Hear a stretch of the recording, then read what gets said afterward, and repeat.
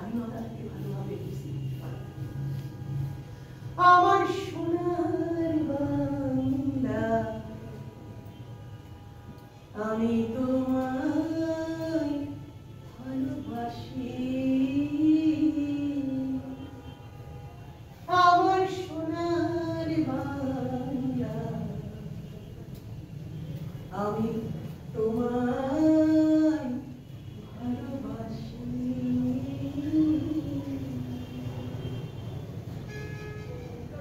গ্রামের নৌজওয়ান হিন্দু মুসলমান, গ্রামের নৌজওয়ান হিন্দু মুসলমান মিলিয়া বাউলা গানার মুর্শিদি গাইতাম। আরে মিলিয়া বাউলা গানার মুর্শিদি গাইতাম। আগে কি সুন্দর দিন কাটাইতাম আমরা, আগে কি সুন্দর দিন কাটাইতাম। হিন্দু গো বাড়িতে যাত্রা গান হইত, নিমন্ত্রণ দিত, খুশি হইতাম। হিন্দু গো বাড়িতে যাত্রা গান হইত, নিমন্ত্রণ দিত, খুশি হইতাম। ঘাটু গান সারি গান আনন্দের তুফান, ঘাটু গান সারি গান আনন্দের তুফান গাইয়া বাউলা গানার নৌকা দৌড়াইতাম। হারে গাইয়া বাউলা গানার নৌকা দৌড়াইতাম। আগে কি সুন্দর দিন কাটাইতাম আমরা, আগে কি সুন্দর দিন কাটাইতাম।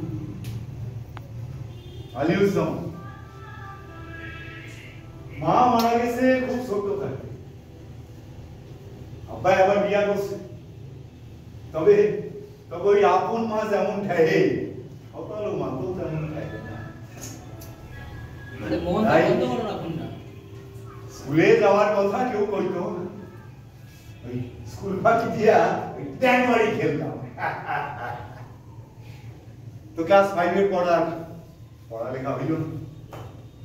আব্বাই প্রথমে একটু রাগ করছিল, পরে অবশ্য আব্বাই আমার নিয়ে গ্রামে যাইতো, ওই ধান নিরানি, ছড়া বাসা, বন ছাড়া এইসব এই কইরাই দিন চলতেছে।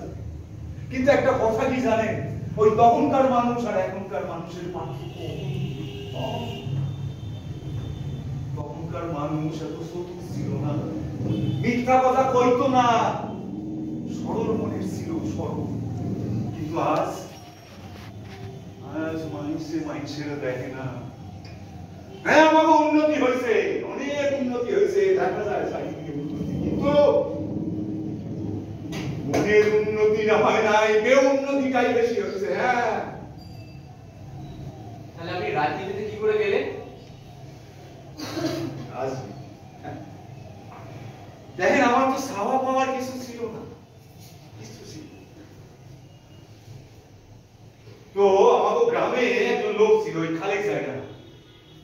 তো হে আই একদিন কইল, শোনো তোমরা সবাই মুসলিম লীগ করবা। বিশাল ক্ষমতাবান মানুষ, সবাই মুসলিম লীগ করতো।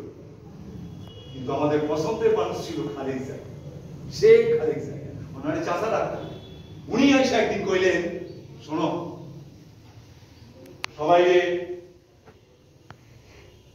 সবাইকে মুক্তিযুদ্ধে যোগ দিতে হইব, সুতরাং সবাইকে হেমায়েত বাহিনীতে যোগ দিতে হইব। সবাই মিলা আওয়ামী লীগ করব। আমরা কইলাম হ্যাঁ করুম আওয়ামী লীগ। কইল একজন নেতা আইব, শেখ মুজিবুর রহমান। কয় খুব সুন্দর ভাষণ দেয়, খুব সুন্দর ভাষণ। আমরা রাজি হয়ে গেলাম। কি হয়েছে, একদিন ওই ঠাকুর বাজারে আমরা খাটে দাঁড়ায় আছি, বুঝছেন, ওই সবাই মিলে খেল দিয়া দাঁড়ায় আছি। তো তো শেখ মুজিব আইব, ওই দূর থেকে শেখ মুজিব আইব স্পিড বোর্ডে, ওই আব্দুল আজিজ, খালেক মিয়া, তারপরে ওই মকবুল, সবাই মিলে দাঁড়ায় আছি, বুঝছেন। তো সেই দূর থেকে স্পিড বোর্ডে কইরা শেখ মুজিবুর রহমান আইতেছে।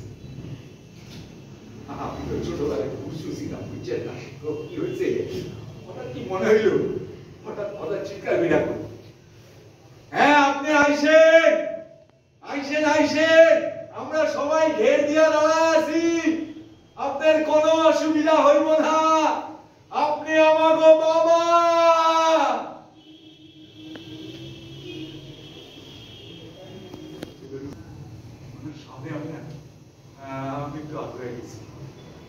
আমার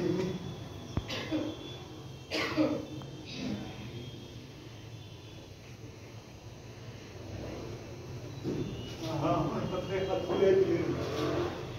কি যে ভালো লাগলো, মনে হইল তোমার হাসি পেলে বাইরে চলে যাও। তারপর থেকে উনি যতদিন আমাকে এখানে আইছে আমি চলে আইছি একটা মিটিং একটা সব কটা মিটিং এ হাজির। আরে আপা তো ওনার এই সমর্থন কইব একদিন শেখ মুজিবুর রহমান আইসা কয়, শোনো, এই দেশে যদি শান্তিতে বাঁচতে হয় তাহলে সংগ্রাম করতে হইব।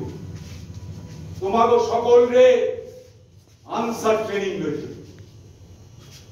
আমরা বললাম হ্যাঁ নিমু আনসার ট্রেনিং। শুরু হইল গোপালগঞ্জ স্টেডিয়ামে আনসার ট্রেনিং। সকালবেলা নাস্তা টাস্তা কইরা নিয়া শুরু হইতো দৌড়।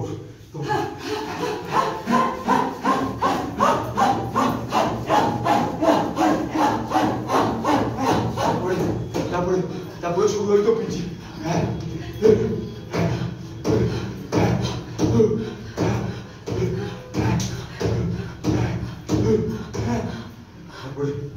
তারপরে দুপুরবেলা একটু নাস্তা টাস্তা কইরা বিশ্রাম নিয়া শুরু হইতো রাইফেল শুটিং।